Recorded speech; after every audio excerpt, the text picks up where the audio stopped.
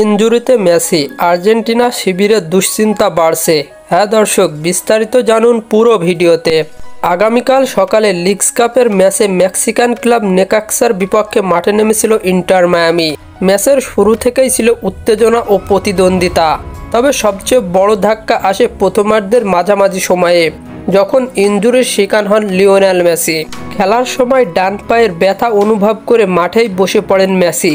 চিকিৎসকেরা দ্রুত মাঠে এসে প্রাথমিক চিকিৎসা দিলেও তাকে আর মাঠে খেলা চালিয়ে যেতে দেখা যায়নি। প্রথমার্ধেই তাকে তুলে নেওয়া হয় মাঠ থেকে। পরে দেখা যায় ডান পায়ের হ্যামস্ট্রিংয়ে টান লেগেছে বলে প্রাথমিকভাবে জানিয়েছেন ইন্টার মায়ামির মেডিকেল টিম।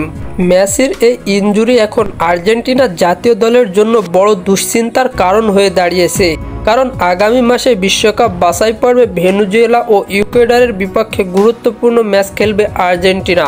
এই দুই ম্যাচে মেসির উপর অনেক কিছু নির্ভর করছে। আর্জেন্টাইন কোচ লিওনেল স্ক্যালোনি আগেই জানিয়েছেন মেসি পুরো ফিট থাকলে তিনিই হবেন আক্রমণ ভাগের মূল ভরসা। তবে এখন তার ইনজুরি নিয়ে শঙ্কা তৈরি হয়েছে। যদি ইনজুরি গুরুতর হয় তাহলে বিশ্বকাপ বাছাই পর্বে মেসিকে ছাড়াই মাঠে নামতে হবে আলবিসেলেস্তিদের। তবে আশার খবর হচ্ছে মেসি নিজেই জানান, আমি একটু ব্যথা অনুভব করছিলাম, তাই নিজে থেকেই বেরিয়ে আসি যেন পরিস্থিতি খারাপ না হয়। আশা করি এটি গুরুতর কিছু নয়।